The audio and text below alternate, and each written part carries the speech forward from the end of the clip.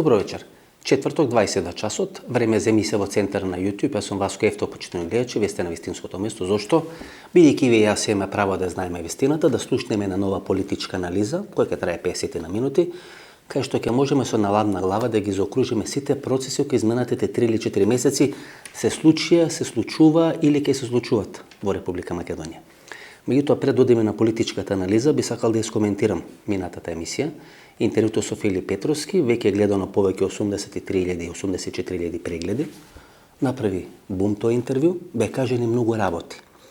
И штама, мукла, ни реакција на опозицијата, ни реакција на власта. При тоа во тој интервју Филип Петровски кажа неколку работи кои се исклучително битни. Прво, дека имало обид за физичко убиство или физичка елиминација или физичка ликвидација. Дека тоа го има пријавено во полиција. Дека отворен предмет во јавното или во основното обвинителство и дека има документација дека имал тешки телесни повреди. Ниту од страна на опозицијата, ниту од страна на власта нема никаква реакција. Никаква реакција од медиумите во Република Македонија. Ајде мене медиумите на некој начин ми изолират. Се права дека не постоја.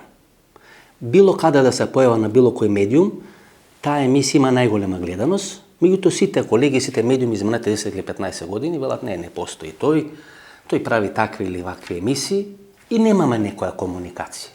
Меѓутоа Филип Петровски е редовен гостин на национални медиуми, на национални телевизии, дава интервјуа, го вика во дебатни емисии и секаде каде што ќе го покана човекот е редовен гостин. Ниту еден од тие медиуми не отиде да го праша човекот. Точно ли е? Имало ли физички напад? Имало ли обид за убиство? Лажеш, не е вистина, никаква реакција. Емисијата и одредени тези, и тоа што го имав напишано на порталот, го пратив на 7 или 8 адреси, кај министар за внатрешни работи, министар за правда, кај сите релевантни институции.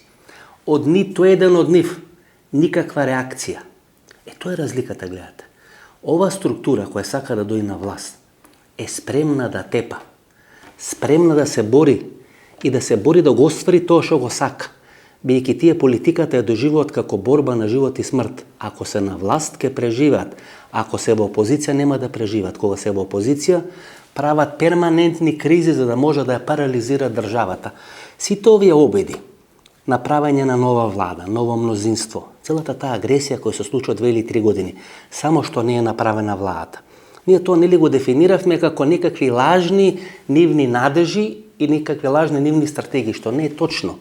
Тие се обидуваат да направат две работи или да спорат 2 или 3 процеси, како прво да прават перманентна парализа и криза во државата и да создаваат чувство на страф и на несигурност кај државата, кај администрацијата, кај населението, дека само што не паднала владата, само што не дошла нова влада, да ги блокираат сите процеси во државата и тоа успешно го прават 3 или 4 години.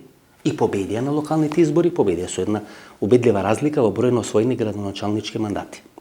И таа партија или подземјето на таа партија од Филип Петровски беше обвинато дека пред 3 или пред 4 месеци во строгиот центар на Скопје, кај Ферот Афталиџе, имало обид за негово убиство.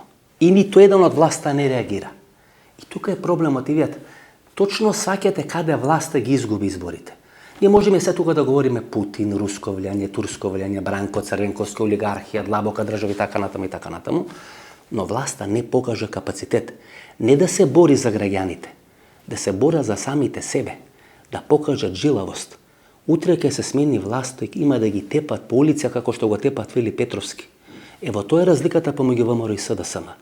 Овие знаат дека без власта, без тендери, без полиција, без инструментите на репресија се никој ништо и прават се тие инструменти повторно да ги добијат во своји раце.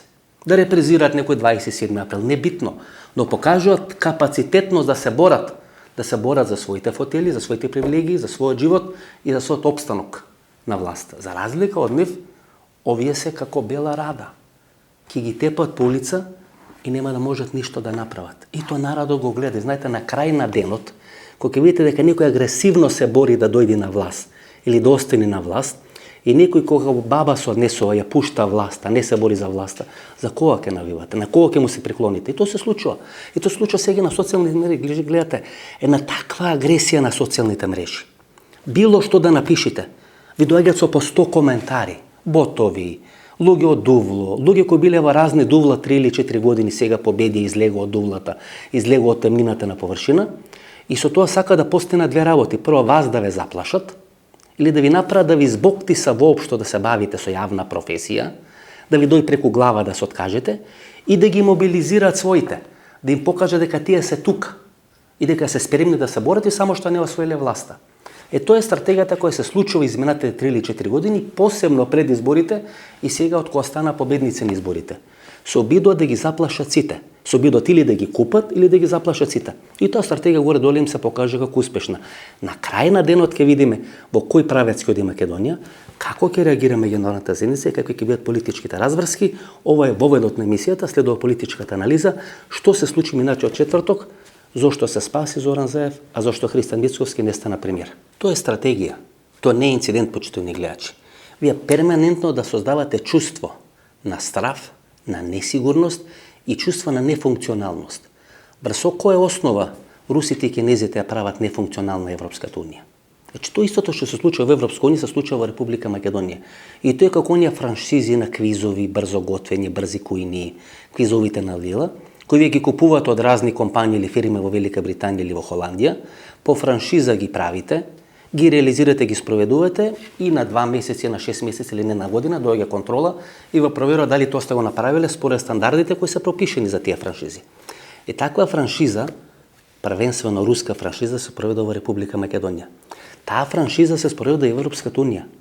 Суштината на таа франшиза е да вие покажете дека Европската унија е нефункционална створевина, дека не може да функционира ЕУ, дека не може да функционира НАТО.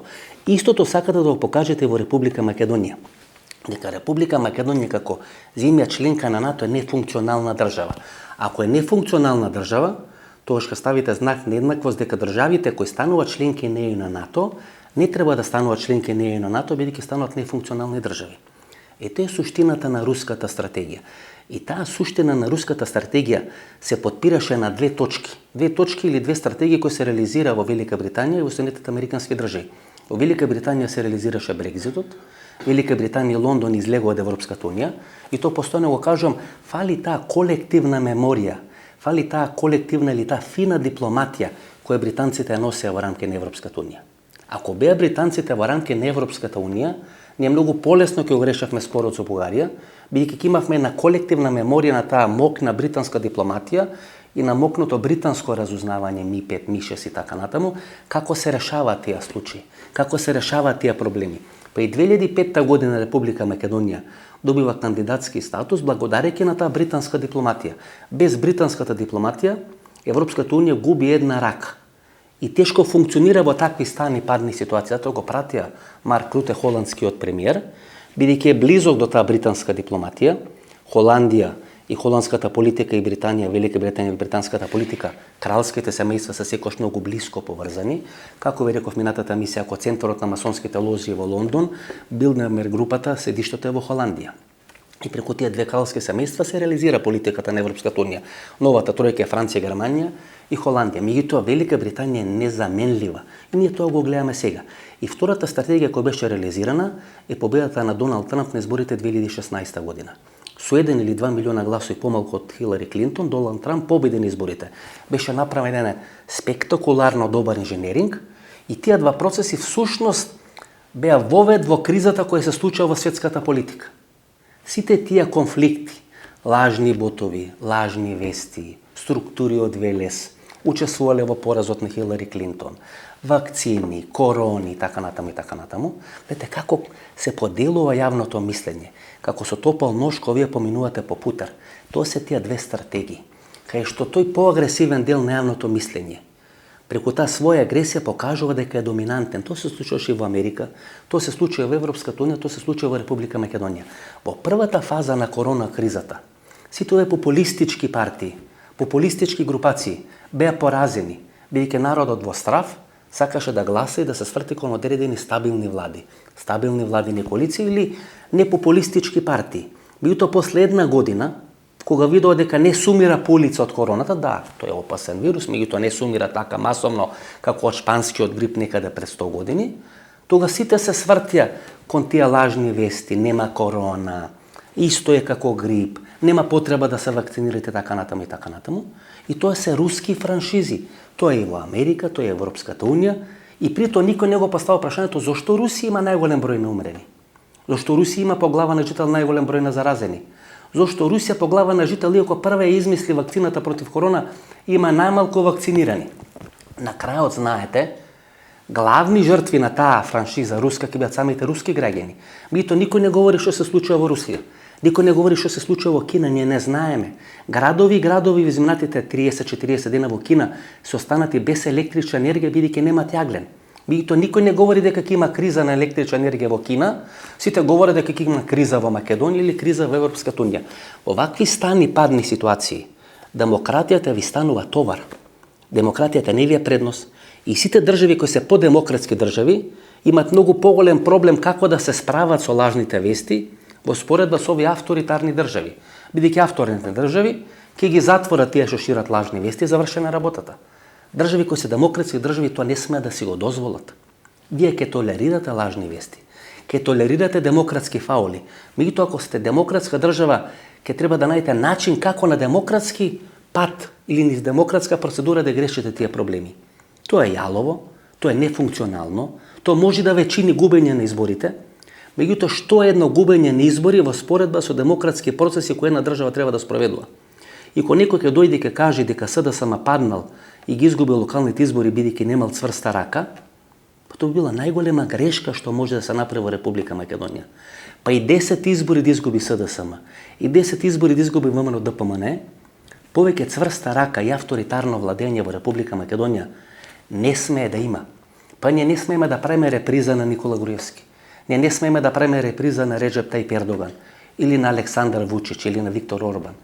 Бидејќи тоа, ние видовме дека тоа погубно делува за македонската иднина, за македонскиот напредок, за македонското функционирање.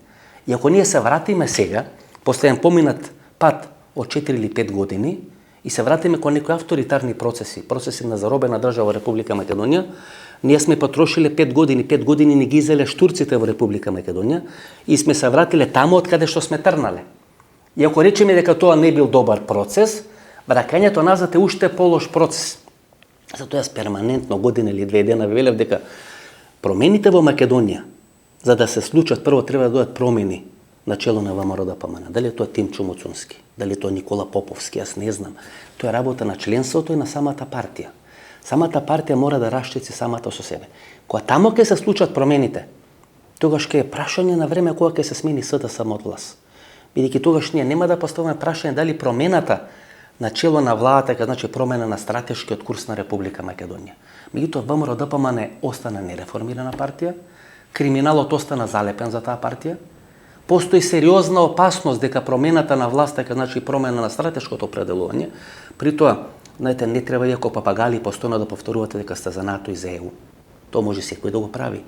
После 1 или 2 години од секоја власт на ВМРО ДПМН, вклучително власта на Љупчо Ѓорѓевски и вклучително власта на Никола Груевски, таа партија заглавува калта на авторитаризмот. И тука е проблемот на таа партија. И затоа јас постојано велев, одберете го Тимчо Муцунски, одберете го Никола Поповски, одберете кого сакате, Емил Димитриев, кого сакате. Меѓутоа таа партија мора да се реформира. Оставете го и Христо Мицковски, ако има капацитет да раштици со криминалот на таа партија. Меѓутоа кога на таа партија тежат или како мач се надвиснати случаите на Талер и случајот на Титаник и се смета за најбогата, најкорумпирана партија во Европа и во рамки на Европската унија, тогаш како вие може да бидете сигурни дека таа партија може да ви спроведе демократски процеси во Република Македонија? При тоа, се уште се свежи сеќавањата дека 25.000 македонски граѓани биле прислушкувани од страна на таа партија. Се случил црниот декември 2012 година. Гледате какво гласање имавме сега во парламентот, обструкции сега, па се заканува Антонио Милошевски дека Фрчковски нема да стане амбасадор, дека тој нема да дозволи. Прават секакви можни обструкции, нема кворум, не си исполнуваат должноста за која сте избрани од македонските граѓани, меѓутоа на никој не му паѓа на памет да ги изфрла надвор од македонскиот парламент, како што се случи на 24 декември 2012 година, и тоа се случи токму на денот на католички Божи, кога не може да интервине Европската унија, кога не може да интервенират овие европски дипломати, да можат да дадат критика на адреса на ВМРО ДПМН тогаш. Тие се процеси кои сега се случуваат во Република Македонија. И ние финалето го гледавме на 11 ноември. На 11 ноември требаше да биде всушност конфликтот на тие две стратегии. Преживеа Зоран Заев, Не сум сигурен колку ќе преживее Зоран Заев. Не сум сигурен што ќе се случи на 15 декември. Гледам, има многу оптимисти во Република Македонија дека Македонија може да добие тргање на бугарското вето. Не сум сигурен дека ова бугарска политика има таков капацитет да спроведе на таква операција. Второ, не знам кој би можел да спроведе таква операција во Република Бугарија. Може би ГЕРБ со некое сменето раководство би можел да влезе во еден таков процес, не сум сигурен. И не сум преголем оптимист дека нешто може спектакуларно да се случи на 15 декември. Ако не се случи на 15 декември, тоа ќе биде незамисливо или невозможно Зоран Заев да остане на чело на македонската влада. И повторно ќе влеземе во некои политички разврски, политички драми, политички кризи и така натаму и така натаму. Повторно неизвестност, нефункционалност и само ќе биде продлабочената руска франциза дека ние сме нефункционална држава. Кога сме биле функционална? Кога сме биле во рамки на Титова Југославија. Што е пораката? Па да влеземе во српскиот свет. Па тоа ви го зборам 4 месеци. И на крајот, секој од вас и најголемите противници на српскиот свет ќе дојдат и ќе речат: па може би ние не сме капацитетни да бидеме самостојна или независна држава и може би е потребно да се вратиме во српскиот свет. Кога тоа ќе го помислите, тога српскиот свет ја остварил и ја реализирал својата стратегија во Република Македонија. И само сетете се, колку мина од вас доаѓа да се карат со мене кога пред 4 месеци прв пат почна да ви говорам за српски свет. Па велевте тоа се само фудбалски преноси. Не се само фудбалски преноси. Сега ви влегува со интернет, па ќе влезат со некоја телекомуникацијска компанија, на крај ќе ви направат нивна телевизија овде.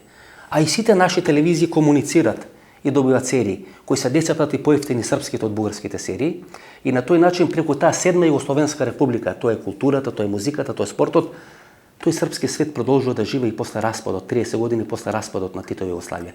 Бидејќи Белград за нас не е синоним на Србија или на голема Србија. Белград и понатаму е синоним на поранешна Титова Југославија. И на сентиментот на таа поранешна Титова Југославија, српскиот свет продолжува да не гази. И ова што сега ни се случи на изборите е драматично манифестирање на моќта на српскиот свет, кој целата своја мрежа на терен му е стави на располагање на Владимир Путин и на руската франшиза во Република Македонија. Леде, почитувани гледачи, работите во тој српски, албански, грчки, руски, македонски свет не се една за секојаш дадени. Тие подлежат на промени, подлежат на флуктуации, на менување, на дневна, на месечна, на годишна основа. Нема вечни пријателства и вечни непријателства, тука има вечни интереси. И знаете што е најкарактеристично, никој тоа не го примети во Република Македонија, дека српскиот свет трна да ја руши владата и мене ми е разбирливо зашто трна да ја руши СДСМ-скиот дел на владата на Зоран Заев, бидејќи тие малку српски функционери и политичари кои беа политичари од редовите на СДСМ повеќе не се градоначалници ко Саша Богдановиќ, не се на одредени функции. Центарот на Скопје или Скопје се сметаше за центар за рушење на Александар Вучич. Тоа го кажуваше и Александар Волин, тогаш министар за одбрана, сега министар за внатрешни работи, го кажуваше и Милован Дрецун, кој е главен на комисија за Косово и Метохија во рамки на српскиот парламент. И тие во неколку интервјуа, вклучително и во рамки на емисијата во Центар, ја кажаа таа теза, дека ако Будимпешта и Унгарија во времето на Слободан Милошевиќ биле центарот од каде што се рушил Слободан Милошевиќ, Скопје, Република Македонија и Зоран Заев биле центарот или носители на процесот на рушење на Александар Вучич. Хибридна војна. Најмногу од тоа се плаши Александар Вучич и секоја работа и секоја операција, секоја афера која се вади во Република Србија ја става еден таков контекст. Дека меѓународната заедница води хибридна војна против него, за него осимнување од власт, негово апсење и апсење на блиски членови на неговата фамилија, дали неговиот брат или неговиот син, поради поврзано со одредени криминални процеси, дали е тоа случајот Јованица, кај што се одгледувале марихуана на едно имање во Војводина, дали се тоа одредени претепувања, одредени криминални кланови, велје, неволје и така натаму. Во еден таков контекст секојаш Александар Вучич ги става нападите или аферите кои се отварат против него. Прито Скопје, Република Македонија и Зоран Заев бе дефинирани како центар на целата таа операција за рушење на Александар Вучич. Никогаш Александар Вучич тоа нема да му го прости на Зоран Заев. И никогаш Александар Вучич нема да заборави дека Зоран Заев го има наречено диктатор во едно интервју за српските медиуми. Без разлика на овој Open Балкан, на отворен Балкан, без разлика на овој мал Шенген, на Шенген без граници, без разлика на ова дружење кое се воспоставило помеѓу Еди Рама, Зоран Заев и Александар Вучич, Александар Вучич никогаш на Зоран Заев нема да му го прости обидот преку Скопје да биде рушена владата во Белград или да биде рушена власта на Александар Вучич. И секојаш ВМРО ДПМН ќе биде првиот избор на Александар Вучич. Во некои од претходните емисии ви кажав дека на онаа турнеја која Христијан Мицкоски на почетокот на годината ја прави во Хрватска, во Словенија и во Унгарија, требаше да има епизода и во Србија кај што ќе се вратеше со одредени вакцини кои ќе му ги даде Александар Вучич. И за разлика од неспособните Венко Филипчи и Зоран Заев кои не може да набават вакцини, лидерот на опозицијата Христијан Мицкоски можеше да набави вакцини. Во последен момент од одредена држава од таа страна на Атлантикот му беше јавено на Александар Вучич и откажа на таа средба со Христијан Мицкоски. Меѓутоа завчера Христијан Мицкоски се појави на Хепи телевизија. Телевизија по целноста контрола на Александар Вучич. Телевизија по целноста контрола на биа структурата во Република Србија. Миломир Марич го прави интервјуто со Рамош Харединај. Кога треба да се покаже дека Рамош Харединај е дел на тој српски свет, кога Рамош Харединај е премиер на Косово, Миломир Марич оди и го снима Рамош Харединај, кај што Рамош Харединај кажува дека тој е католик, дека пие шливовица, дека има некакви роднински врски со Новак Џоковиќ.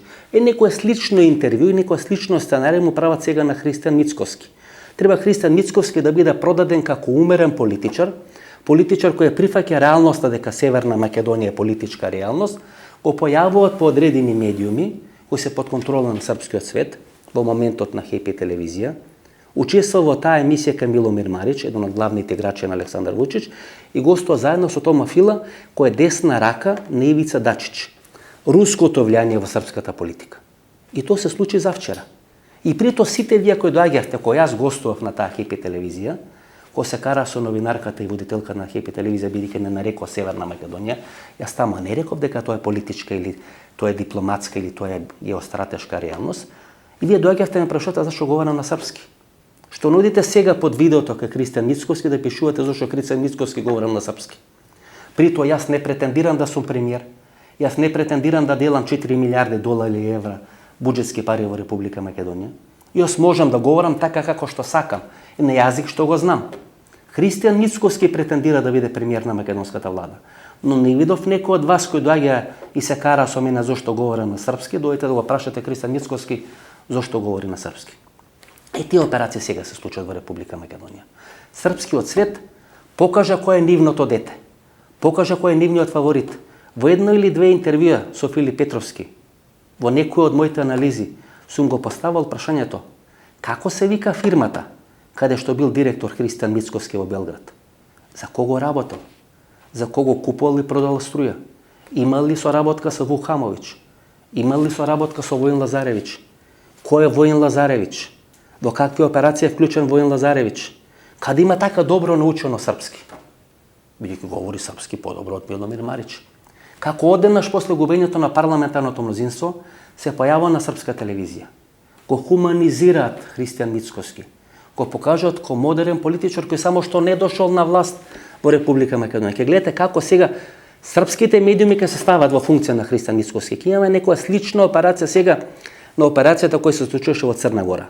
Заврши процесот во Црна Гора, им остана ресурси на србите, успеа горе-доле нешто да направат, меѓутоа во најголем дел не ги остварија своите амбиции и своите цели во Црна Гора, ќе се обидат да направат нешто во Република Српска во Босна и Херцеговина, бидејќи Александар Вучич 3 или 4 гостувања и посети имаше на Република Српска и на Босна и Херцеговина изминатите 10 месеци и сега целото внимание ќе го насочат кон Република Македонија. Зошто?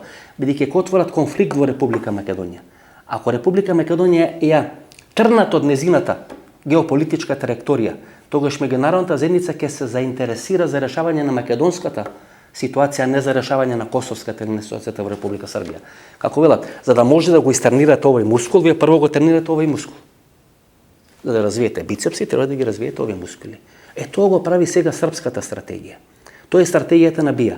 Отворите конфликт во Република Македонија. Ако има конфликт во Република Македонија, а тоа е најневралгична точка на Балканскиот полуостров, не може меѓународната заедница со цел капацитет да изврши притисок врз Република Србија. А србите чувствуваат дека тоа се случува. Чувствуваат дека доаѓа Кристофер Хил и знаат дека кога дојде Кристофер Хил, ќе се влезе во еден процес на хибридно тумбање на режимот на Александар Вучич.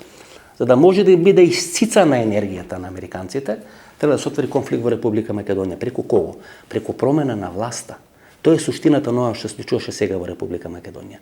И сега српскиот свет удри против владата, каде што составен дел Али Ахмети, кој секогаш сме го доживувале како дел на српскиот свет. Александар Антич, Мама, Војко, Ибар, Стрелици, така натаму и така натаму. Тоа покажува дека во изминатите 15 или 20 години Али Ахмети, Абаш Џука, Александар Антич ја сменил страната и не е повеќе дел на српскиот свет. Затоа велам, не постојат вечни пријателства, почна само вечни интереси. Тоа значи дека Александар Антич, односно Али Ахмети, е оставен од американците. Не е однесено како Хашим Тачи, Кадри Весели, бидејќи го смета како фактор на стабилноста на овој дел на Европа. Дека е битен за разврска на политичките процеси. И всушност овој обид за рушење на владата не беше обид за рушење на Зоран Заев. Зоран Заев беше легнат. Неговата оставка беше поднесена. Обидот за рушење на владата и то окрупнување и обединување на сите албански партии беше обид за рушење на Али Ахмети. Затоа Артан Груби заедно со сите министри во владата и сите пратеници на ДУИ славеа после неизгласувањето недоверба на владата. Бидејќи главниот татак, целата енергија беше да се сруши Али Ахмети и тоа беше стратегијата на турскиот, на рускиот и на српскиот свет во Република Македонија. Таа требаше да се случи или реализација на таа стратегија на 11 ноември. Тоа не се случи. И тоа е некое пледоје на тоа што случуваше минатата недела во Република Македонија. Главата на Али Ахмети, значи целиот процес требаше да заврши со ставање на главата на Али Ахмети на послужавникот. Главата на Зоран Заев веќе беше ставена на послужавникот и се до посетата на Марк Руте еден ден пред гласањето на холандскиот премиер, ние за Зоран Заев говоревме во минато свршено време, дека е завршено со неговата политичка кариера, што може да се случи ако на 15 декември Македонија не добиде датум за почеток на преговори со Европската унија или датум на почетокот на преговори со Европската унија. Како што сега стојат работите во Бугарија, каква што е сега конјунктурата во Бугарија, не знам кој во Бугарија би можел да го даде тој датум, освен кога ќе се гласа за македонското прашање, бугарскиот представник случајно доди на мочење или доди во ВЦ или во тоалет, па да не гласа за вето за Република Македонија. Велам, ако не добиеме датум или датум за почетокот на преговорите со Европската унија или датум за почетокот на преговорите со Европската унија, мислам дека и после 15 декември кариерата на Зоран Заев ќе биде минато свршено време, бидејќи на секој интервју, на секоја дебата, на секоја пресконференција, на секој јавен настап ќе му биде поставено тоа прашање: што ќе стане или што стана со вашите оставки? Оставки на челната функција во СДСМ и оставка на челната функција на чело на македонската влада. Меѓутоа целата оваа операција беше водена да биде на послужавник ставена главата на Али Ахмети. И Али Ахмети точно знаеше дека ако го преживе овој обид за рушење на владата, на било кој следни избори во Република Македонија, ќе ја прегази здружената албанска опозиција. Бидејќи здружената албанска опозиција составена од БЕС, Алтернатива и Алијанса на албанците, требаше да го струши Али Ахмети, кој имаше некоја минерна подршка на партијата на Мендух Тачи. Бидејќи тоа не се случи, само 3 дена подоцна на изборите во Дебар, каде што здружената албанска опозиција после првиот круг на изборите беше во водство, победи кандидатот на ДУИ, подржан од Али Ахмети, од партијата ДУИ и од СДСМ, односно владината коалиција. И се остварија сите оние очекувања дека ако Али Ахмети остане на нозе после обидот за рушење на владата, на било кои други избори, сите овие албански политички субјекти, сликани со левица и сликани со Димитар Апасиев, има да ги прегази како шлепер жаба. И тоа се случи. Затоа и славеа структурите на ДУИ. Затоа Артан Груби, министрите на ДУИ, пратениците на ДУИ, вечерта на 11 ноември славеа пред Македонското собрание. Таму немаше представници на СДСМ, немаше министри на СДСМ, немаше пратеници на СДСМ, имаше само министри и пратеници на ДУИ. И тогаш требаше да биде пласирана пораката дека премиерот Артан Груби ја спасил својата влада. И тоа е суштината, тоа е желбата, тоа е очекувањето. Таа приказна треба Христијан Мицкоски ВМРО-ДПМН да ја продадат кај своите гласачи.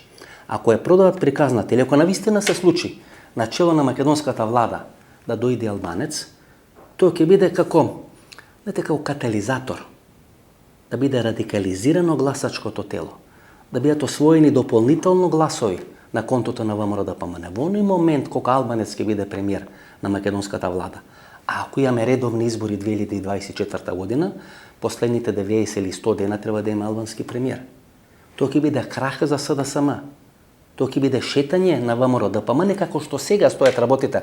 Ако нешто драматично не се смени во наредните неколку месеци или неколку години, ако станеме членка на Европската унија, ако станеме стабилна членка на НАТО, ако почнеме да размислуваме за стомакот и почнеме да размислуваме за иднината, не за минатото, тогаш може и да не се случи тоа. Но ако останеме во еден ваков политички бучкуруш, ваков безбедносен бучкуруш, во оној момент кога ќе имаме албанец за премиер, ВМРО-ДПМН ќе се прошета на изборите. И тоа го чекат и тоа го посекуваат од структурите на ВМРО-ДПМН. И тоа е една од причините зашто Христијан Мицкоски можеби не направил влада. Или можеби не ја собори владата на 11 ноември или минатиот четврток. Во еден момент Христијан Мицкоски имаше 62 пратеника. Кога Димитар Апасиев на Твитер и на Фейсбук пишува 62, тогаш Христијан Мицкоски располага со 62 пратеника.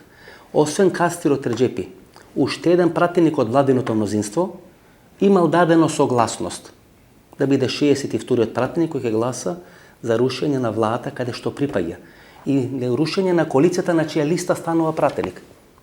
Не го кажувам неговото име. Случајно во тој временски период, 10 дена пред да биде гласано за доверба или недоверба на македонската влада, беше во некоја работна посета на Турција, на Истанбул и на Анкара, сосема случајно, и тој пратеник е таму заврбуван и требаше да гласа за рушење на владата.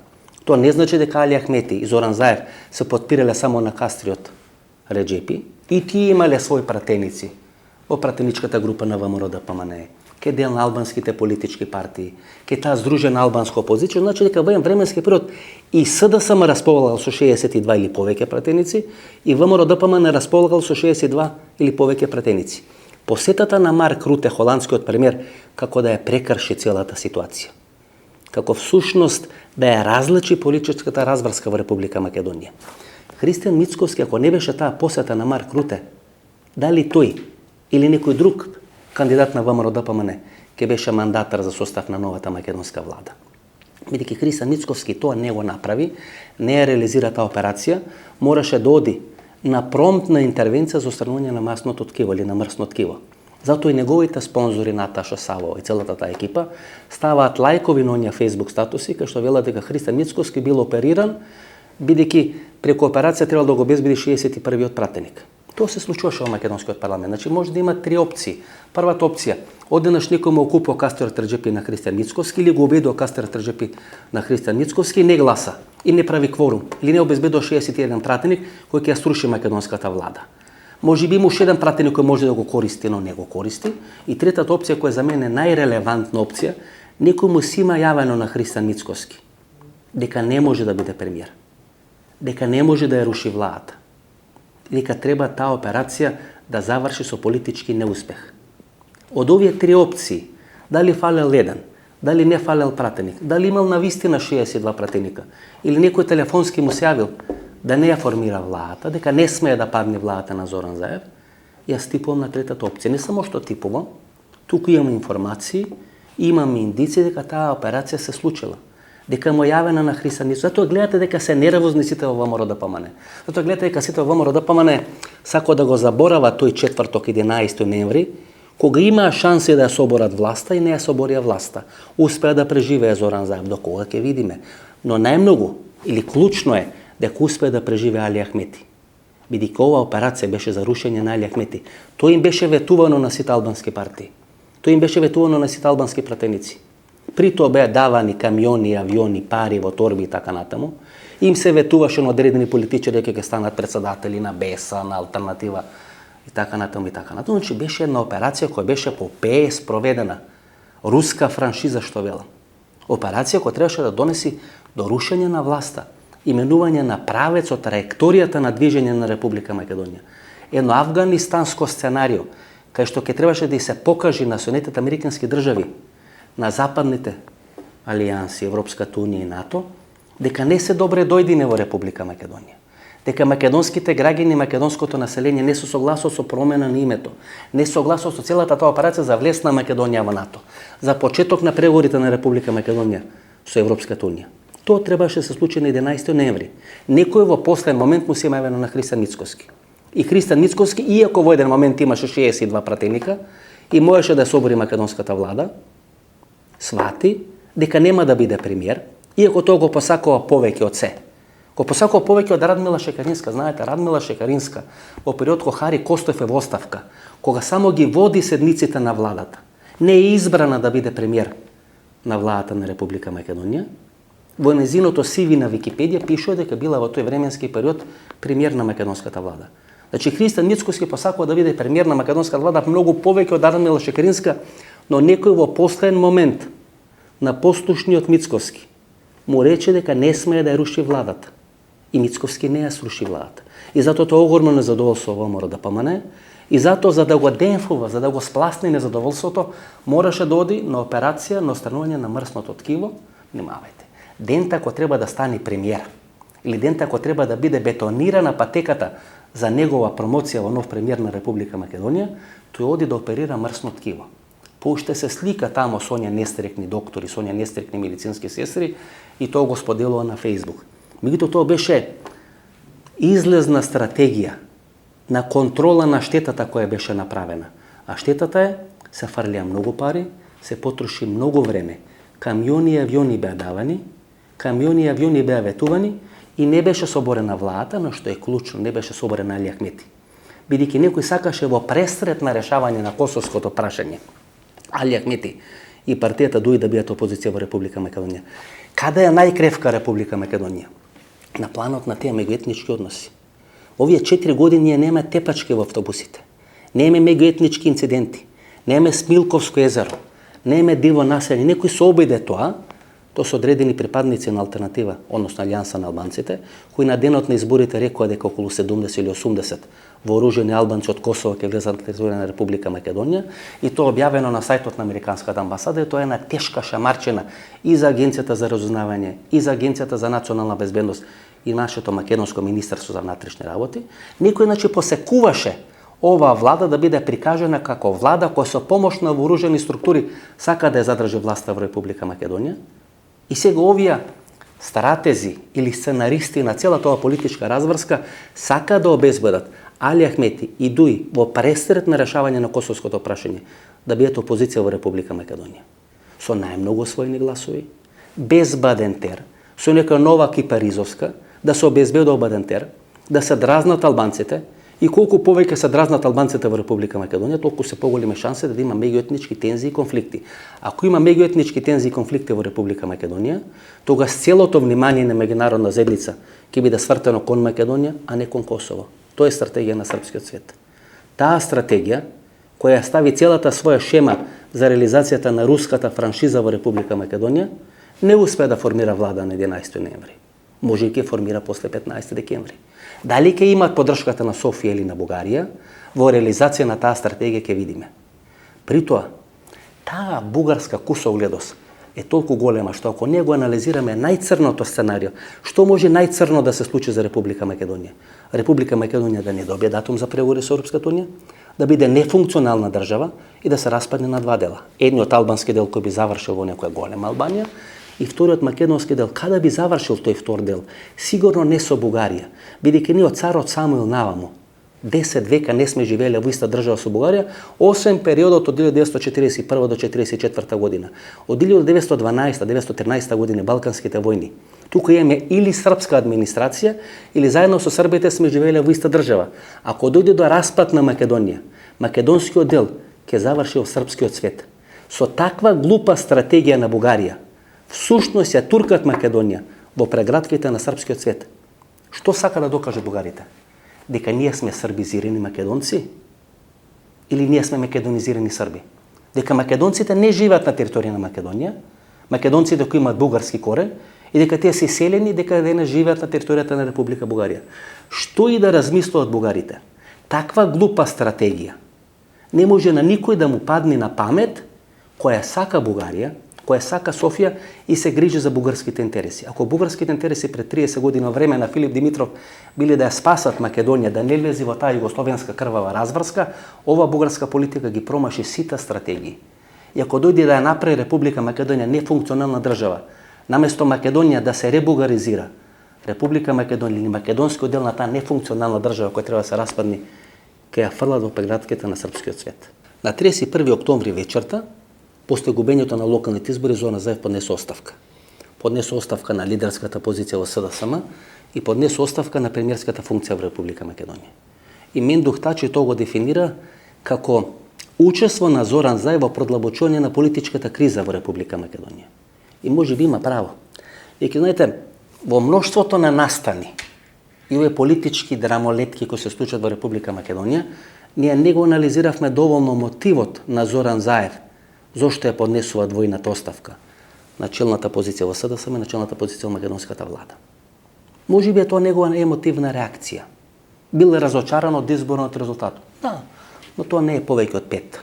Можеби не е повеќе од 10% во вкупното портфолио на одлучување зошто Зоран Заев поднесе оставка.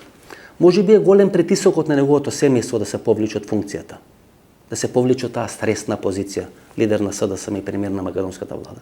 Но такви барања од семејството веројатно постојат 2, 3 или 4 години и не може пресудно да влијат врз носењето на таа одлука. Можеби е разочараност од меѓународната заедница, меѓутоа еднаш тоа веќе го направи.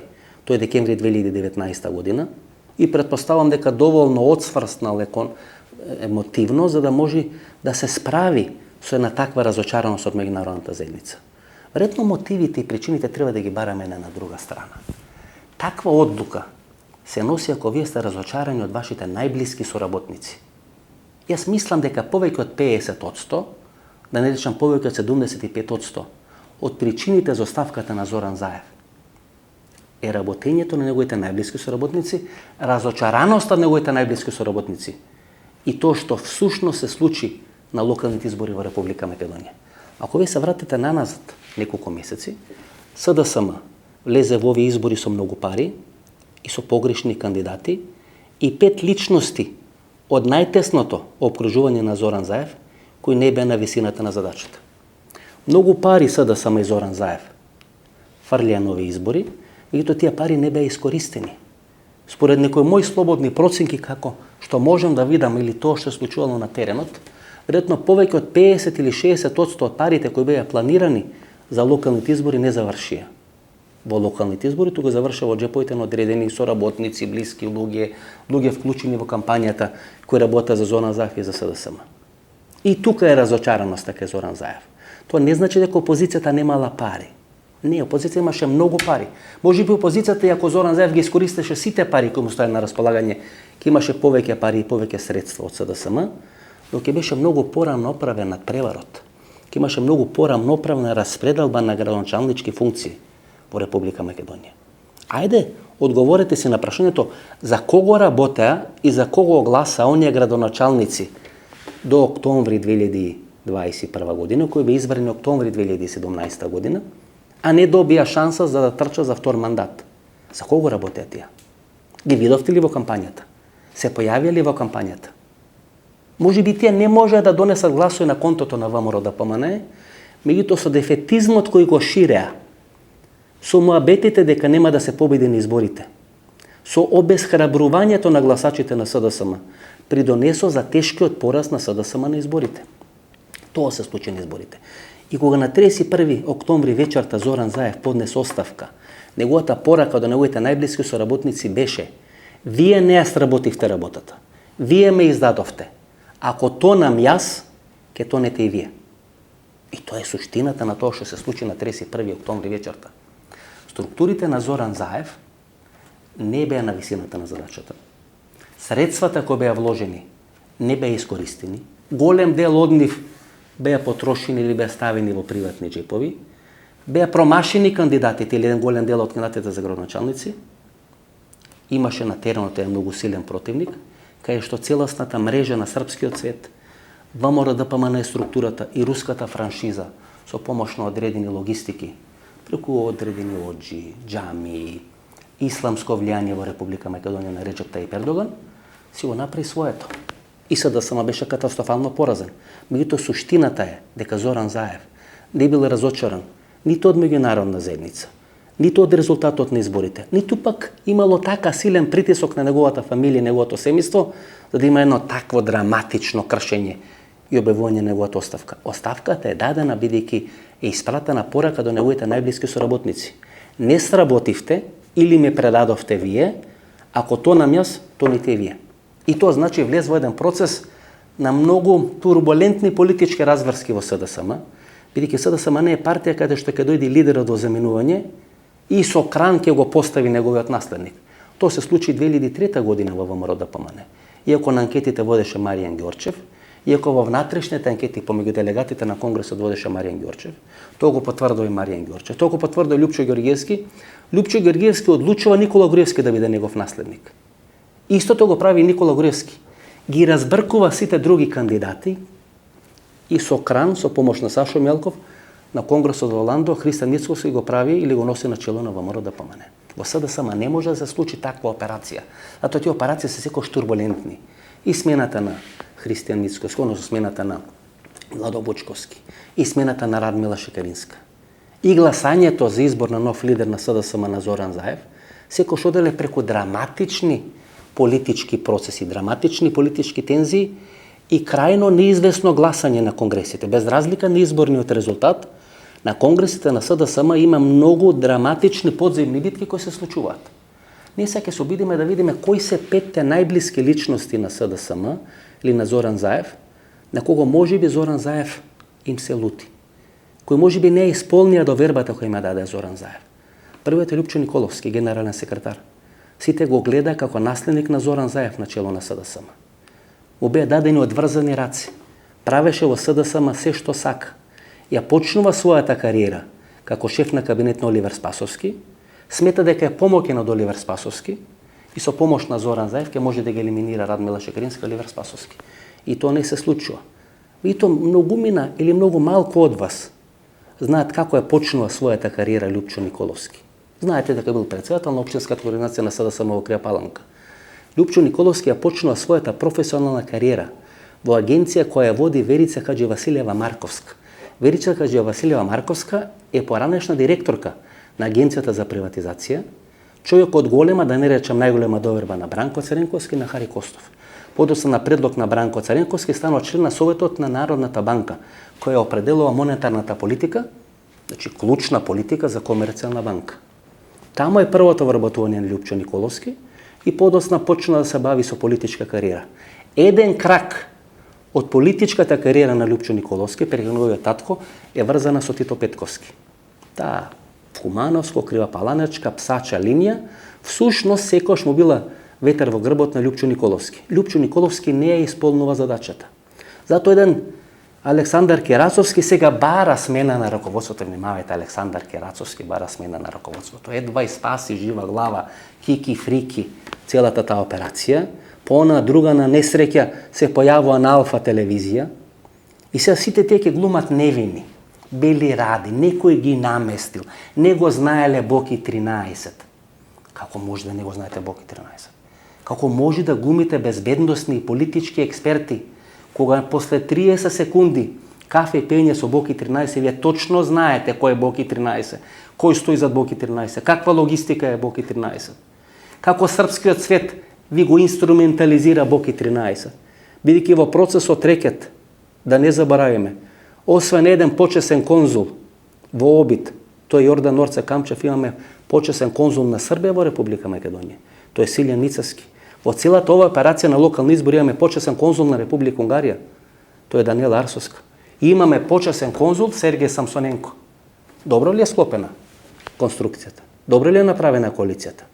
Тоа ли се 4 држави плюс Турција на Речеп Тајип Ердоган, кој учествува во процес на менување на политичката траекторија на Република Македонија? Значи, еден од луѓето од најблиска доверба на Зоран Заев, кој падна на испитот на задачата, кој ако беше победник на изборите минатата година, кога безмалку оствари нерешен резултат во третата изборна единица, која секоја се сметала за бастион на ВМРО ДПМН, сега со неработење, со лошо работење, со погрешно работење, со погрешни анкети, го намести својот лидер и својот премиер на последните настапи во Газилова или на телевизиските интервјуи да излезе да рече дека повеќе од 90% општини во третата изборна единица градоначалници ќе добие СДСМ. На 3 дена пред изборите на седница на извршен комитет на СДСМ, еден од главните анкетари, тоа е фамилијата Спасови, реферира дека во Штип тогашниот градоначалник докторот Николов води со 3,5% разлика во споредба со против кандидатот. И на изборите се случува потоп. Некој треба да одговара за тие анкети. Некој треба да одговара за тие лажни информации кои доаѓале од теренот.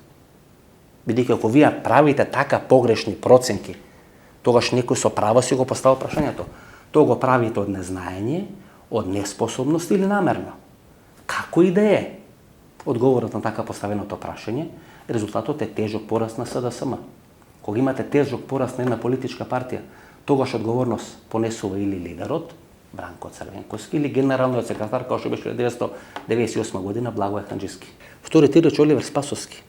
И ден денес не можам да одговорам на прашањето дали е погрешна проценка дека Оливер Спасовски може да победи против Максим Димитриевски во Куманово. Ако не е погрешна проценка, ако не е погрешна анализа, тогаш на што се должи таквата одлука на Оливер Спасовски? Навистина Максим Димитриевски избрза, навистина го донесува до точка на експлозија, навистина изминете 3 години Максим Димитриевски покажуваше перманентно незадоволство или конфронтирање со политиките на СДСМ, меѓутоа требаше Максим Димитриевски да се донеси и да се остави, да се покажи пред гласачите и пред да се случат локалните избори, дека има коалиција со ВМРО да помане. Нешто се случи во Куманово. Знаете, Куманово секогаш е лакмус на одредени процеси кои се случат или во СДСМ, или во Комунистичката партија на Македонија, или во Сојузот на комунисти на Македонија, или во незината наследничка СКМ-ПДП. И процесот на рушење на Петар Гошев под контрола на Белград или спонзориран од Белград во оној меѓу простор која Македонија излегува од поранешна СФР Југославија, а се уште не е формирана како независна држава, се спроведуваше преку процесите, преку луѓето, преку инсталациите на Белград во Куманово. Бидејќи Куманово место кај што се сечат тие две трансферзали, исток, запад и север, југ, секогаш главните удбашки структури во Република Македонија доаѓале или Кавадарци, или Ресен, или Прилеп, или Куманово. И имало елементи од Штип. Но тоа се 5 града кои што ги давале главните удбашки структури, плюс Охридското удбашко лоби, кој е повеќе на ниво на македонска удба за локални операции, локални работи. Овие се структури кои учествуваат во трговијата со цигари, шверцот со цигари и така натаму, кај што се прават многу пари.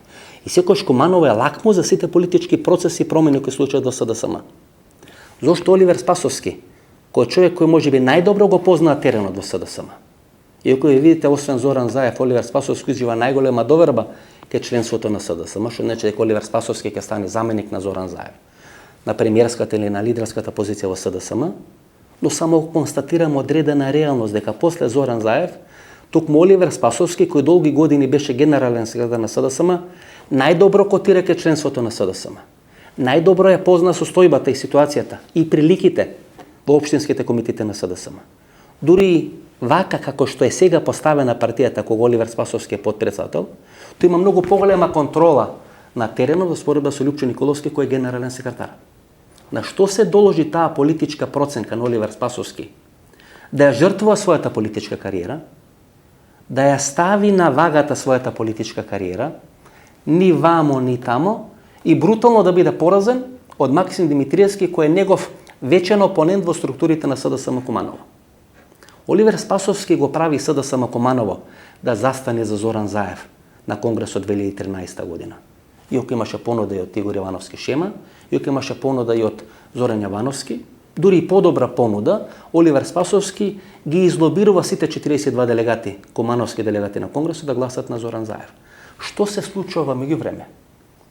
Сите овие операции на елиминација на блиски луѓе на Зоран Заев, Драги Рашковски, целата таа екипа, тоа е направена со правење или со неправење страна на Оливер Спасовски? Кој е мотивот на Оливер Спасовски? Дали има добиена домашна задача да изгуби во Куманово? На што се должат политичките проценки? Каде е неговиот мотив? Каде се гледа во наредниот период? Гледате од Оливер Спасовски 2 недели нема ни А ни Б. Прави некои меѓународни средби, меѓутоа нема ништо зуцнато и кажано за состојбите во владата или за состојбите во партијата. Лјупчо Николовски пишо некои статуси таму на Фејсбук за борба против криминал и корупција. Ништо нема напишано за состојбите во СДСМ. Двата клучни играчи после Зоран Заев. Двата клучни играчи после Зоран Заев крахират на изборите. Оливер Спасовски го губи Куманово, а Лјупчо Николовски, ако победи во неговата крива паланка, помеѓу првиот и вториот клук беше ставен да биде шеф на штабот во Битола. И ги губи изборите во Битола.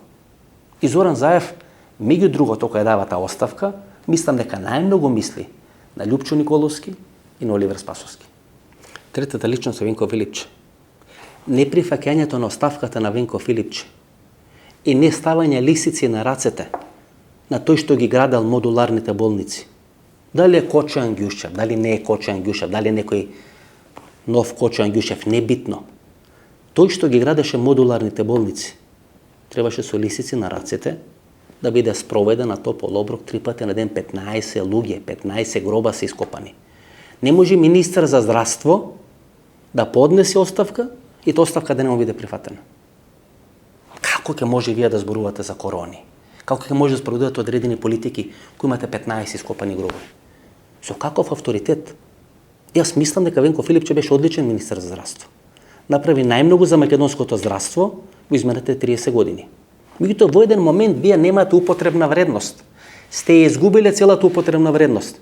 И ако сте биле додадена вредност на изборите минатата година и поради вас СДСМ победил на тие избори, сега веќе немате употребна вредност. Треба да знаете да го погодите моментот кога да се повлечете од политиката. Не можете сега да кажувате работи, тој што работел добро, ќе остане во владата и после реконструкцијата. Не може да останете во влада со 15 ископани гробови. Па и да сте најдобар министер за здравство. Не да сте подпредседател, да сте лидер на СДСМ. Има работи преку кои не може да се помини. Без разлика на моето мислење, на моите позитивни ставови во однос на Венко Филипче, има работи во политиката кои мора да се завршат. Тоа исто како уметничкото лизгање. Имате уметнички програм, имате задолжителен програм. Давање оставка после 15 жртви е задолжителен програм. Не може таа оставка да не биде прифатена. Може да биде пролонгирана, па заеднички да работите на избор на нов министар за здравство во вакви турбулентни времиња. Меѓутоа прифаќање на неговата оставка и ставање листици на рацете на тој што ја правел модуларната болница, дали тој што ја градел, дали тој што ја нарачал, дали тој што одржувал, небитно. Ке значи че победа на СДСМ на локалните избори. Или многу млак, тесен пораз на СДСМ на локалните избори. Притоа Венко Филипче има многу интересна политичка биографија. Неговиот татко е министер за здравство во влада на Бранко Цренковски. Кога доживува инфаркт во влада на Бранко Цренковски, Бранко Цренковски му го става на располагање владиното авионче и го носат на операција во Италија. Е близок на кланот на Радмила Шекеринска, близок на кланот на доктор Пановски, не овој Пановски кој учествуваше на изборите, туку докторот Пановски или Веледрогерија Пановски, една од најмокните компании во Република Македонија. Во време кога Хари Костов е министер за внатрешни работи, таа Веледрогерија Пановски сака да ја купи Македонска банка од Лјупчо Ѓоргиевски. Че стана збор за една од најмокните компании кои прават најголеми профити во Република Македонија. Венко Филипче дел на таа групација. И Зоран Заев успева да го земе Венко Филипче од групација Пановски, да го земе од прегратките или од шинелот на Радмила Шекеринска и да го направи свој најблизок политички сојузник. И тоа е една од стратешките политики на Зоран Заев. Сите кои ги гледа како конкуренција во СДСМ или во владата, прво ги прави пријатели, подоцна ги руши и пушта низ вода. Таква траекторија имаше и Венко Филипче. Прито таткото на Венко Филипче, Илија Филипче, беше најблизок политички пријател во владата на Бранко Цренковски со Илија Илјовски, вториот директор на Комерцијална банка, и со Димитар Бузлевски, поранешен вице-премиер, министар за транспорт и врски, директор на Македонската царина и човек кој се уште пали и гасни доле во Ресен. Едниот гасни и пали и гаси во Охрид, вториот пали и гаси во Ресен. Прито Венко Филипче беше одреден да биде шеф на изборен штаб на кандидатот на СДСМ или тогаш актуелен градоначалник на СДСМ градот Охрид.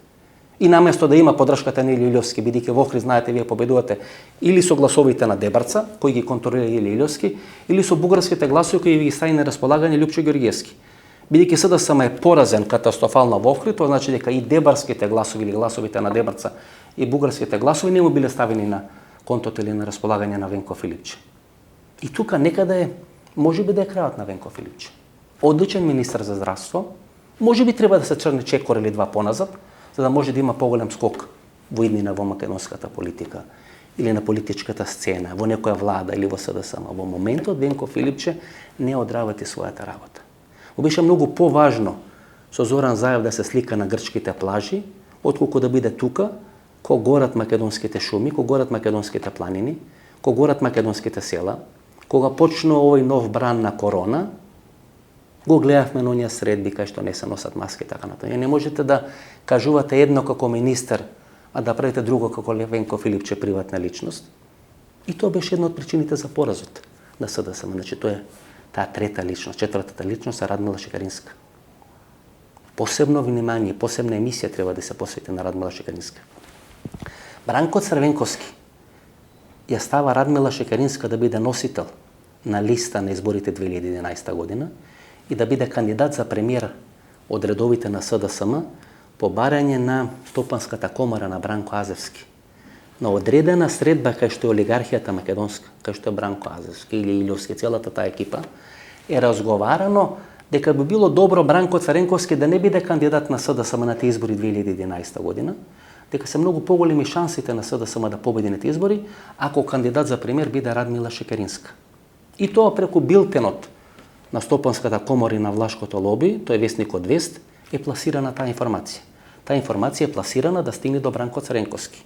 Бранко Царенковски ја прима таа информација и точно знае дека тоа мокно банкарско, влашко и секако друго лоби е толку мокно што ни тој Бранко Царенковски кој ги создал нив не може да им се спротивстави. Така Радмила Шекеринска станува кандидат за премиер на СДСМ на изборите 2011 година. И СДСМ ги губи тие избори. И уште не е завршено броењето на гласовите, СДСМ не поднесува ниту еден приговор.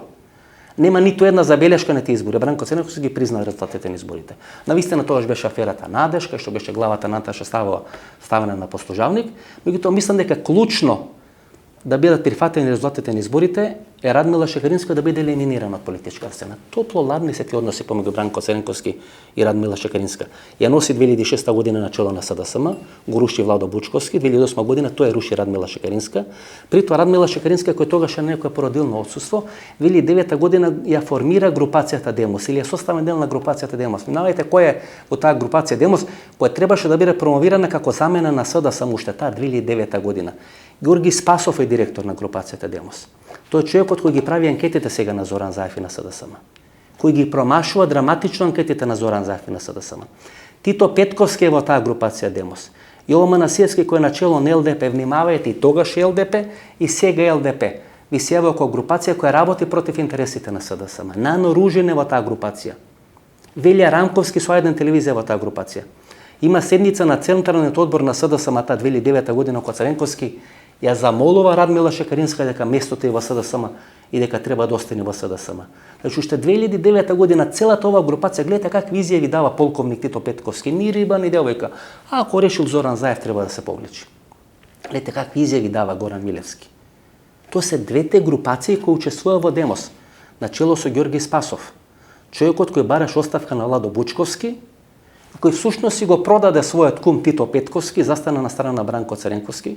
И во тој конфликт со Тито Петковски, Бранко Царенковски го жртвува Владо Бучковски и на конгресот на СДСМ 1999 година во Македонскиот народен театар Ѓорги Спасов станува генерален секретар на СДСМ. Кога Ѓорги Спасов заминува да биде амбасадор на Македонија во Велика Британија, Зоран Заев станува пратеник во Македонскиот парламент и ја почна својата политичка кариера. Тоа е таа групација која Радмила Шекеринска, Венко Филипче, Љупчо Николовски и Оливер Спасовски. Најблиските соработници на Зоран Заев. Каде е Миле Зечевич? Беше организационен секретар. Го смени од таа функција. Тоа е дел или не е дел на српскиот свет? Зошто Зоран Заев и кланот на Заеви ги растури односите со целата олигархиска или бизнис структура која инвестираше во нив кога доаѓа на власт? Каде е Силјан Ицевски? Каде е Ванчо Чифлиганец? Каде е Трифун Костовски? Им се ветуваше ли дека бидат председатели на Фудбалскиот сојуз на Македонија? Каде се овие структури кои даваа пари очекува дека тие пари ќе им се вратат од СДСМ? Одеднаш целата таа олигархија застана на страна на ВМРО-ДПМН. Работа и плаќа против СДСМ. Дел се руски, дел се турски, дел се унгарски, дел се српски пари, но еден голем дел се пари на македонската олигархија, која инвестира во промени, бидејќи точно знаеа дека кога Македонија добие датум за преговори со Европската унија, значи крај за нив, фамилијаменто за нив. И тоа се случи на локалните избори. И кога на вечерта на 31 октомври Зоран Заев најави оставка, неговата порака беше: ако тонам јас, ќе тонете сите вие кои ве направив луѓе, во кои инвестирав 5, 6 или 7 години. Вие не го оправдавте мојата или не оправдавте мојата добрба која ја дадов. При тоа на контото на Заев има многу грешки. Прв пат во неговата кариера се случи СДСМ во мандат на Зоран Заев да не расте во изборната кампања. Зоран Заев бил секогаш велемајстор на правење на една победничка атмосфера. Сега го немаше тоа. Беше скршен човек. Пари имаше исторено на изборите. Тие пари не завршија тама кај што требаше да завршат. Ако завршија, реков, може ќе беше и друг или поинаков резултатот на изборите. Меѓутоа кампањата на СДСМ паѓаше за прв пат во мандатот на Зоран Заев. Тоа секогаш беше карактеристично за Бранко Цренковски. Тој секогаш стартуваше со многу поголема предност во однос на ВМРО-ДПМН и како одеше кампањата, таа предност се намалуваше. Меѓутоа во мандат на Зоран Заев СДСМ секогаш растел во кампањите. Сега за прв пат се случи Зоран Заев да падне во кампањата. Одговорот кој Зоран Заев ќе треба да си го даде пред самиот себе си, дали тоа е поради неспособноста на неговите најблиски соработници или тоа е поради предавството на неговите најблиски соработници. Ако Зоран Заев има сила да остане на чело на СДСМ, никој не може да го смени. Бидејќи овој СДСМ не е СДСМ на Бранко Цренковски. Овој СДСМ има смената ДНК структура. Ова е СДСМ на Зоран Заев. Овој СДСМ не личи веќе на времето на Бранко Цренковски. Многу е поверојатно СДСМ да се подели на два дела, на две партии, отколку Бранко Цренковски дојде на чело на СДСМ. Бидејќи Бранко Цренковски, ако дојде на чело на СДСМ, ќе дојде на чело на партија која не личи на него, која не му припаѓа него, која не е негова ДНК. И затоа ја се разигрував таа анализа или правев таа анализа за можно формирање на Сојуз за Македонија. Прито тој Сојуз за Македонија, како што беше на изборите 1994 година, кај што начело бил дали Стео Пендаровски, дали некоја друга политичка фигура, би влегли македонски и албански партии. И би била направена реприза на таа референдумска коалиција, која се појави на референдумот 2018 година, односно 2019. И тоа е суштината на политичките разврски во СДСМ. Првата работа, која Зоран Заев ќе ја чека, ќе биде 15 декември. Дали ќе има датум или нема да има датум? Или дали ќе има датум за почеток на преговори со Европската унија? Преговори со Африм Гаши со алтернатива. Зоран Заев, ако е сигурен дека ќе остане на чело на СДСМ и на чело на македонската влада, Зоран Заев тоа го завршува за 24 часа. Разговаравме во интервјуто со Филип Петровски. Прашање само колку пратеници во структурата на ВМРО-ДПМН, колку пратеници во структурата на албанската опозиција има Зоран Заев веќе таксон има, веќе капарисано. Тоа го кажува Мендух Тачи. Како вели, нема Зоран Заев, Али Ахмете да ви каже дека освен Кастриот, Реджеп има или други пратеници кои ги има ставено на располагање. Меѓутоа јас ви кажувам дека имаше други пратеници. И тоа беше стратегијата која беше правена во владата на седница на коалиционите партии, еден ден пред гласањето во македонскиот парламент. И во еден момент Христијан Мицковски навистина имаше 62 пратеника, во другиот момент Зоран Заев имаше 62 или 65 пратеника. И тоа беше битка кој повеќе ќе понуди, кој подобро ќе се испазари, кој повеќе ќе вети камиони, авиони, хеликоптери, така натаму, пари, торби, сини торби, како што се говори. Тоа беше суштината на тоа пазарење. И тоа не говори добро за една држава која е членка на НАТО. Меѓутоа, ако Зоран Заев е сигурен дека ќе остане на чело на владата, и ако е сигурен дека ќе остане на чело на СДСМ, Африм Гаши, преговорите со Африм Гаши ќе завршат за 24 часа. Ќе имавме владино мнозинство со 65 пратеника. Овој Зоран Заев не е сигурен што ќе направи Бугарија на 15 декември. И затоа ова клякаво однесување ни риба ни девојка се уште трае. И покри поразот на ВМРО-ДПМН да не формира нова влада или да ја сруши актуелното владино мнозинство. Не гази времето, меѓутоа би сакал да кажем уште две работи. Две многу битни работи кои ќе дадат некој заокружување на целата наша политичка анализа. Две клучни личности изминатите 80 години, тоа не значи најдобри политичари, туку велам две клучни личности на македонската политичка сцена изминатите 80 години, се Лазар Кулишевски и Никола Груевски. Лазар Кулишевски е долгогодишен газда, хазјаин на македонската политичка сцена. Генерален секретар, премиер на владата, прав човек на Комунистичката партија на Македонија. Меѓутоа тој Лазар Кулишевски под превезот на дебугаризација на македонското општество и исклучување или одвојување или сечење на папочната врска на македонскиот и на бугарскиот народ, всушност проведува на целосна операција на десрбизација на овој дел на Македонија. Односно, иземање на Македонија од српскиот свет. Да не забораваме, после Балканските војни, после Букурештскиот договор, овој дел на Македонија или Вардарска Македонија припадна на Република Србија или на Краљевина Србија. И србите секогаш го сметат овој дел како некоја своја дедовина.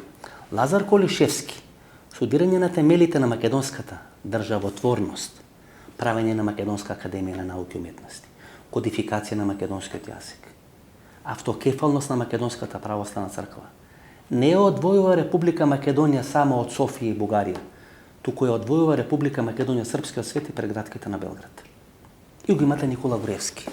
ВМРО секогаш имала белградски происход, посебно после 1918-1919 година.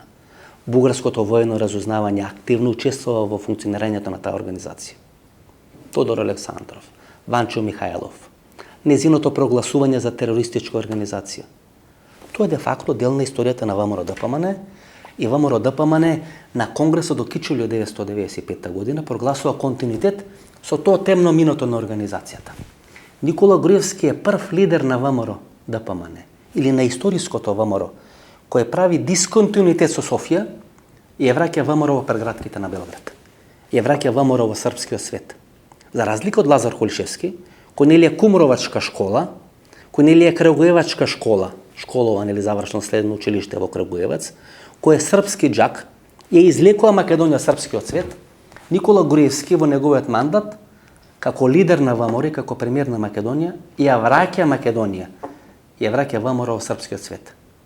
Од сегашна временска дистанца, ВМРО е формирана, бидејќи секогаш Белград со недоверба гледал на македонизмот на Комунистичката партија на Македонија.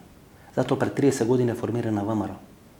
Да имаат контрола на процесот на македонизам, кој го спроведува Лазар Холишевски или наследниците на Лазар Холишевски. Затоа велам, тие две личности се најклучни личности во македонската историја. Да, навистина Киро Глигоров има направено многу повеќе, па доаѓа Бранко Царинковски, па доаѓа Лјупчо Ѓорѓевски. Меѓутоа тектонските процеси имаат направено Лазар Холишевски и Никола Груевски. Лазар Холишевски со тргање на Македонија од српскиот свет и Никола Груевски со враќање на Македонија во српскиот свет. Може би ова ви делува како некоја грешка, како некоја лоша проценка, лоша стратегија. Но ајде малце размислите. Оставете времето да помине, да видите дали ова теза ќе ви легне или нема да ви легне. Видите што се случувало во Република Македонија. Што ви кажува Александар Раковиќ, погледнете го интервјуто. Дека ВМРО-ДПМН и Никола Груевски секојаш уживале поддршката на Белград, бидејќи ја тргна Македонија, тргна ВМРО-ДПМН од прегратките на Софија. При тоа да не заборавите, Никола Груевски првото вработување му е во Балканска банка. Балканска банка е банка на мултигруп. Тоа е бугарска банка и руска банка, бидејќи Илија Павлов всушност важеше за олигарх со одлични релации со руското КГБ, со одлични релации со руските, со украинските тајкуни. Уште еден човек е клучен за мултигруп во Република Македонија, се вика Маријан Ѓорчев. Тој Маријан Ѓорчев, полковник Тито Петковски го прави генерален директор на Скопската млекара. Дури 1994 година Маријан Ѓорчев доаѓа во структурите на ВМРО-ДПМН. Предходно не се знае, како што не се знае ни за Боро Стојменов. Тоа се двата подпредседатели на ВМРО-ДПМН, кои доаѓаат на функција во ВМРО-ДПМН, од која ВМРО-ДПМН веќе покажува амбиции, покажува сила на терен, дека може да стане владеачка партија во Република Македонија. Маријан Ѓорчев како директор на Агенција за приватизација, сметката на Агенцијата за приватизација е префрла во Балканска банка, каде што работи Никола Груевски, каде што е собственик или е во собственост на мултигруп на Илија Павлов, клучниот тајкун олигарх во Република Бугарија, човек на КГБ, човек на бугарското воено разузнавање, така и загинува конфликт со Илја Костов. Маријан Ѓорчев сега е главен советник на Христијан Мицковски, тоа е руска линија. Тоа секој ќе ви го каже, секој ќе се разбеле во тие процеси. Гостуваше минатиот декември во емисијата во Центар. Говоревме за Бриго Аспарухов. Тука застанавме. Требаше да говориме за односите со Бугарија, но сега се појавал на многу телевизии, дали ќе имал време и така натаму и така натаму. Маријан Ѓорчев 3 пати неделно има неколку часовни средби со Христијан Мицковски. 10 дена после интервјуто во емисијата во Центар беше избран да биде советник на Христијан Мицковски. Благодарејќи на појавата во емисијата во Центар, направи камбек на политичката сцена. И сега е главен советник. Каква Гордана Јанкуловска, каква Гордана Силјановска, каква Даниела Арсовска, главниот советник на Христијан Мицковски е Маријан Ѓорчев. Прашајте ги сите колку пати оди во Белата палата Маријан Ѓорчев и дали Христијан Мицковски прима телефонски позиви кога има средби со Маријан Ѓорчев. Клучна личност, клучен играч, како што беше Благој Ханџиски, генералниот секретар на Бранко Царинковски, еден од клучните играчи кои стоја за тој проект антиквизација и политиката на Република Македонија во однос на Грција во времето на Никола Груевски, така е Маријан Ѓорчев, човекот кој Лјупчо Ѓорѓевски прави се да не стане лидер на ВМРО-ДПМН и на Конгресот во Охрид е поразен од Никола Груевски, сега е главен советник на Христијан Мицковски. Таа е таа Москва, вертикала, хоризонтална, како сакате да наречете, руска франшиза тука во Република Македонија. Тие луѓе победуваат на изборите. Победуваат бидејќи треба да спроведа сценарио и победуваат поради една неспособност или саботажа која се случува во врвот на СДСМ. На тоа ќе треба да се одговори Зоран Заев. Тоа се овие работи кои јас сакав да ви кажам, почитувани гледачи. Ова е нашата анализа. Може би треба нешто да кажеме околу нон-пейперот на Јанез Јанша. Од една сегашна временска дистанца вие гледате дека тој нон-пейпер на Јанез Јанша е составен дел на српскиот свет. Две роли има Јанез Јанша во својата 30 годишна кариера кои ќе ми остана забележени во историјата. Учествува во процесот преку младина на рушење на СФР Југославија, при тоа тогашна Србија, на Слободан Милошевиќ и на Бора Јович не им треба Словенија и тие прават се Словенија да ја напушти СФР Југославија, да биде направена некоја скрата на СФР Југославија, и таа роља на растурање на СФР Југославија презема Јанез Јанша. Десетарот Јанез Јанша, кој породно станал министар за одбрана, па премиер на Словенија, па е во затвор, па повторно станал премиер на Република Словенија. И тој го дава нон-пейперот. Што предвидува нон-пейперот? Нови граници на просторот на поранешна Југославија, растурање на Босна и Херцеговина, правење на голема Хрватска, правење на голема Србија и правење на голема Албанија, со западен дел на Македонија. На кого тоа му одговара? На српскиот свет. И кога ќе си го поставите прашањето, кој има интерес од нон-пейперот на Јанез Јанша? Освен Александар Вучич, тој Бермудски триаголник кој е направен тука на Балканскиот полуостров. Јанез Јанша, Александар Вучич и Виктор Орбан, со помош на рушката франшиза, всушност се коавтори на нон-пейперот, со кој Никола Груевски требаше на бел кон да биде вратен во Република Македонија. Но затоа во некоја следна емисија ни остана многу работи кои требаше да ги кажеме во емисија. Повеќе од 70 минути збориме. До недела во 22 часот, ако ви се допадна оваа анализа, ново дружење, се гледаме недела во 22 часот. Пријатно вечер Македонија, каде и да си.